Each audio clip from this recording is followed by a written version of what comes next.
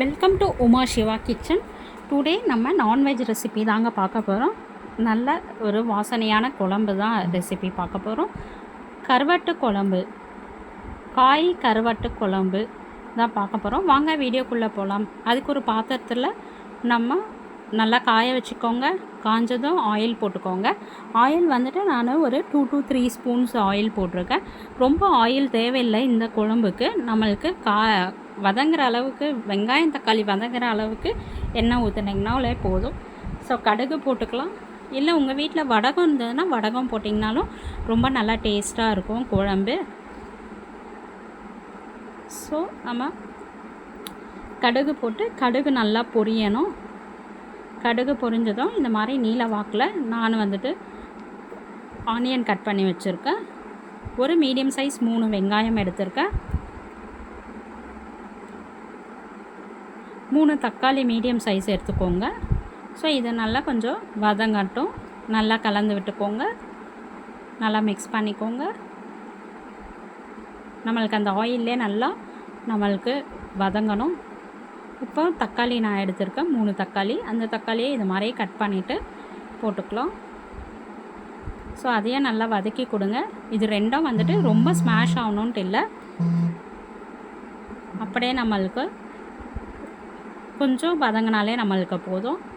ஏன்னா நம்ம குழம்பு கொதிக்கும் போதே நம்மளுக்கு வந்துட்டு இந்த வெங்காய தக்காளியெல்லாம் நல்லா வெந்து வந்துடும். ஸோ தேவையான அளவு உப்பு போட்டுக்கோங்க.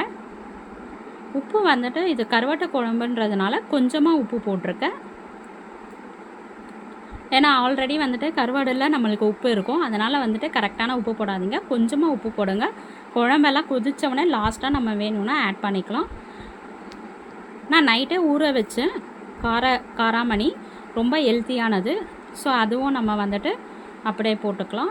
நைட்டு நீங்கள் காலையில் செய்கிறீங்கன்னா நைட்டு ஊற வச்சுருங்க. அப்புறம் கத்திரிக்காய், முருங்கைக்காய் ஆட் பண்ணியிருக்கேன். அது உங்களுக்கு காய் எவ்வளோ வேணுமோ அதுக்கேற்ற மாதிரி நீங்கள் ஆட் பண்ணிக்கோங்க. முள்ளங்கி ஆட் பண்ணிக்கலாம். ஸோ முள்ளங்கி, கத்திரிக்காய், முருங்கைக்காய் இந்த ஃப்ளேவர்லாம் வரும்போது கருவாட்டு குழம்புக்கு இன்னும் நல்லா கூடுதலாக நம்மளுக்கு வந்து டேஸ்ட்டு கிடைக்கும்.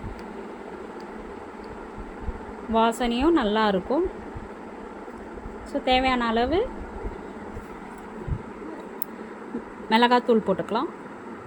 நான் வந்துட்டு ஒரு 3 ஸ்பூன் மிளகாத்தூள் போட்டிருக்கேன். உங்கள் காரத்துக்கு ஏற்ற மாதிரி நீங்கள் போட்டுக்கோங்க. மஞ்சத்தூள் கொஞ்சம் போட்டுக்கலாம். ஸோ எல்லாத்தையும் நல்லா கலந்து விட்டுக்கோங்க. இப்போ தேவையான அளவு காய்க்கு வேகிற அளவுக்கு நம்ம தண்ணி ஊற்றிக்கலாம். அந்த முழுகிற அளவுக்கு நம்ம தண்ணி ஊற்றினா போதும். மூடி வச்சுருங்க. ஏன்னா அப்போ தான் நம்மளுக்கு வந்து புளி தண்ணியும் நம்ம ஊற்ற வேண்டியது இருக்குது. ஸோ அதனால் நீங்கள் வந்துட்டு ரொம்ப தண்ணி ஆகிடும். இப்போவே நீங்கள் தண்ணி நிறையா ஊற்றிட்டு அப்புறம் புளி தண்ணி ஊற்றும்போது நிறையா ஆகிடும். ஸோ தேவையான அளவு மட்டும் தண்ணி ஊற்றுங்க. நல்லா காய் வந்துட்டு வெந்து வந்தோடனே நம்ம கருவாடு வந்துட்டு போட்டுக்கலாம். கருவாடு உங்கள்கிட்ட எவ்வளோ இருக்கோ அதை போட்டுக்கலாம்.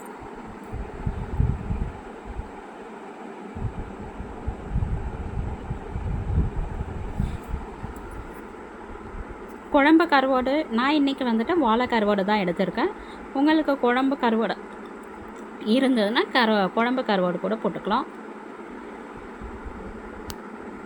போட்டுட்டு லாஸ்ட்டாக புளி வந்துட்டு கரைச்சல் ஊற்றிக்கலாம்.